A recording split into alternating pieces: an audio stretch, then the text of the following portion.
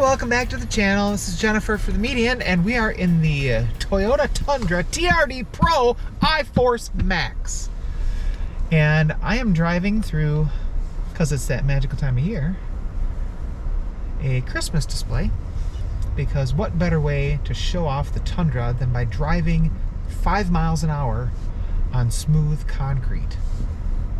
And sticking with Toyota's traditional Tundra take, there's like, I don't know, 70 different versions. There's the SR, the SR5, the Limited, the Platinum, the 1794, the TRD Sport, the TRD Off-Road, and the TRD Pro, and then the Capstone. And of course you can get those in a double cab or Crew Max like this one, 4 full doors. You can get them in 2-wheel drive or 4-wheel drive, and a long bed or a short bed. The TRD Pro comes standard with the Crew Max cab and the short bed and a whole bunch of other stuff. What makes the TRD special, the TRD Pro special? TRD off-road suspension with a 1.1-inch front lift, 2.5-inch Fox internal bypass coilovers and rear remote reservoir shocks. TRD Pro front stabilizer bar. There's a front skid plate, 18-inch BBS forged wheels, 33-inch tires. You've got some cool camouflage looking fender flares, both front and rear. Some of that camo sort of bumper applique on the rear as well. An increase in the angle of approach from 21 inches to 26.2 inches. Departure angles up by 0.2 inches from 24 to 24.2. You get a 32.2 gallon fuel tank. And towing capacity in the TRD Pro is 11,175 pounds with a payload capacity of 1,600 pounds. Inside, you get a TRD Pro badged steering wheel, TRD badged shifter, TRD Pro badged seats, and these are Softex seats. They're not leather, it's a different kind of material called Softex. And a whole bunch of other options that are standard on the TRD Pro but optional on other Tundras. Holy cow! Like, for example, a 12.3-inch digital instrument cluster. Some of the other Tundras have actual gauge clusters, and this is a digital cluster. You also get a 14-inch touchscreen here in the center, which is actually pretty awesome. It works really well. It's quick to respond. Apple CarPlay works really nice on there, and the fact that it's so big, that's one of the joys of Tundra. Toyota kept big knobs. The volume knob is huge. If I had mittens on top of gloves, I could still use the volume knob. There's actually buttons for HVAC controls, and they're big switchy thingies that are awesome and easy to use. So what's it like? The big change. New frame, new body, blah, blah, blah, blah, blah. But gone, V8. You could have had a V8, now you can't. Instead, all Tundras have 2 engine options. It's actually the same engine. It's a 3.5-liter twin-turbo V6.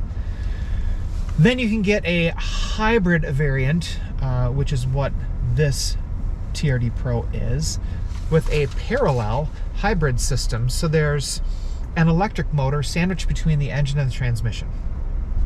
A motor generator thing. And it's actually seamless. In a week and, I don't know, 500 miles in this truck, it's relatively seamless. There's no engine stop-start button. Right now, I'm going 6 miles an hour through these beautiful lights and talking to you instead of looking, but that's okay. And the engine's off. It's running on electric right now, which is kind of cool. Toyota says, of course, this is for better fuel economy. Over this tank of gas, which again 32.2 gallons, I've got about, I'm still over half a tank. It says I have 267 miles till I'm empty, and I've averaged 14.9 miles per gallon total mileage on this, and that's in the monster truck that hasn't always been driven in the last week with a light foot. The regular 3.5-liter twin-turbo V6 is 389 horsepower, 479 pound-feet of torque. In the hybrid variant, that whole system is good for 437 horsepower and 583 pound-feet of torque. That's a lot of torque. Unless you get the SR, which is the base model Tundra, then it's only 348 horsepower, 405 pound-feet of torque. And, ooh, going through a tunnel here. You can hear that twin turbo V6. It actually sounds good. With the TRD Pro, you get different exhaust, and that's probably one of the best features of the package because it gives that V6 sort of a throaty, deep, guttural growl to it. So it's a truck. It's quiet, it's comfortable, heated seats, cooled seats, big monster screen. The cameras, oh my gosh, the cameras. The cameras are great. 360 all the way around, looking in the bed, looking out the front, looking out the back. When you're off-roading, it's great. And if you want to know our thoughts on the traditional Tundra TRD Pro, you can check it out with this video of the old TRD Pro here. In that video, we focused on the fact that this truck's kind of badass. It's Toyota's off-road, go kick some butt. It's not quite Raptor or TRX with that level of performance, but you know, with the different suspension, the really off-road tuned suspension and those big honking tires, it's really meant to be able to tackle things off-road. And yes, it still goes over bumps. Yes, it still goes off-road. Yes, you can still haul things. This new version is all the things the old one was, and a little bit more. Do I miss the V8? I don't. I haven't at all. Not one iota. It's still a big, comfortable truck. In fact, it's the perfect holiday truck. Look, you can use it for Thanksgiving.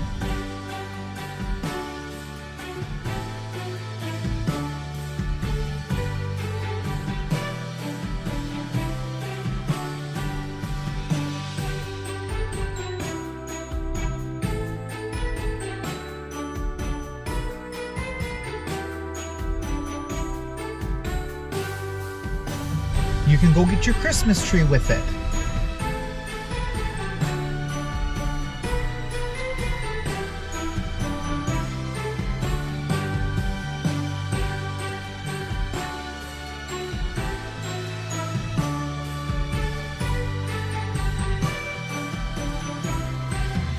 So it does all the truck stuff, but most people, like we talked about in our old Tundra video, don't buy these trucks just for work.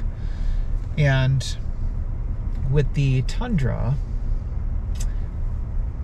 I would actually say that's a good thing. Why? There are some bad things on this truck. It's a little behind its competitors. When you flop down the tailgate in the back to get to that shorter bed, there's no step up. There's no pop-out handle. There's no underbed storage.